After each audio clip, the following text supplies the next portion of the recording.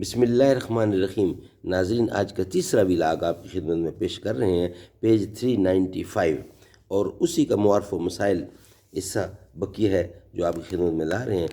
ناظرین، قرآن کریم کا ترجمہ، تشریح اور تفسیر، اس کا نام ہے معارف القرآن، جلد اول، سورۃ الفاتحہ سے لے کر سورۃ البقرہ، پارہ اول تا پارہ تیسرا، رکوع 8واں۔ رائٹر اس کتاب کے حضرت مولانا محمد شفیع صاحب، یعنی مفتی اعظم پاکستان ہے، مفتی محمد شفیع صاحب عثمانی رحمۃ اللہ علیہ۔ بسم اللہ الرحمن الرحیم۔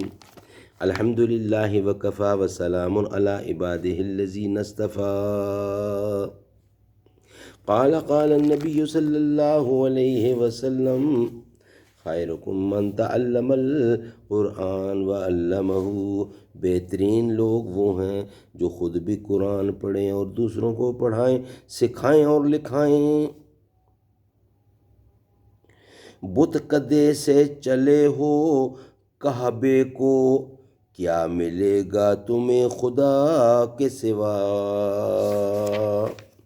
ہو صداقت کے لیے جس دل میں مرنے کی تڑپ، پہلے اپنے پیکر خاکی میں جاں پیدا کر۔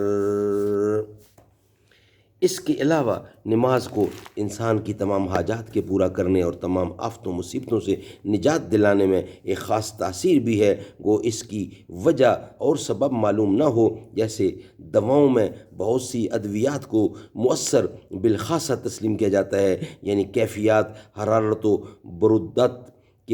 برودت کے حساب سے۔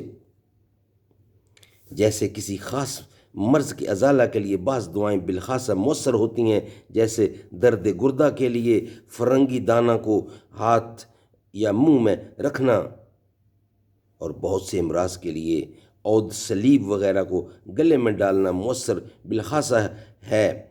سبب نامعلوم ہے، لوہے کو کھینچنے میں مقناطیس مؤثر بالخاصہ ہے، وجہ معلوم نہیں ہے۔ اسی طرح نماز تمام انسانی ضروریات کی کفالت اور تمام مصائب سے نجات دلانے میں مؤثر بالخاصہ ہے، بشرطے کہ نماز کو نماز کی طرح آداب و خشوع، یعنی آداب اور خشوع و خضوع کے ساتھ پڑھا جائے۔ ہماری جو نمازیں غیر مؤثر نظر آتی ہیں، اس کا سبب ہمارا قصور ہے کہ نماز کے آداب اور خشوع و خضوع میں کوتاہی ہوتی ہے، ورنہ رسول اللہ صلی اللہ علیہ وسلم کی عادت شریفہ یہ تھی کہ جب کوئی مہم پیش آئی تو نماز کی طرف رجوع فرماتے تھے، اور اس کی برکت سے اللہ تعالیٰ اس مہم کو پورا فرما دیتے تھے۔ حدیث میں ہے، یعنی رسول اللہ صلی اللہ علیہ وسلم کو جب کوئی ضرورت پیش آتی تو نماز کی طرف رجوع فرمایا کرتے تھے۔ سبحان اللہ، جب بھی کوئی مسئلہ سیدھا نماز کی طرف۔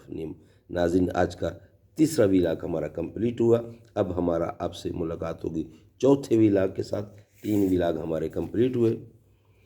یا رب مدینے پاک میں جانا نصیب ہو، جانا نصیب ہو تو نہ آنا نصیب ہو۔ رکھ دوں در حضور پہ جب میں جبین شوق، چوکٹ سے ان کے سر نہ اٹھانا نصیب ہو۔ در در کی ٹھوکریں ہیں جو میرے نصیب میں، در در کی ٹھوکریں جو میرے نصیب میں۔ عشق نبی میں ٹھوکریں کھانا نصیب ہو۔ پلکوں سے چومتا پھروں کوئے نبی کی خاک، سینے سے جالیوں کو لگانا نصیب ہو۔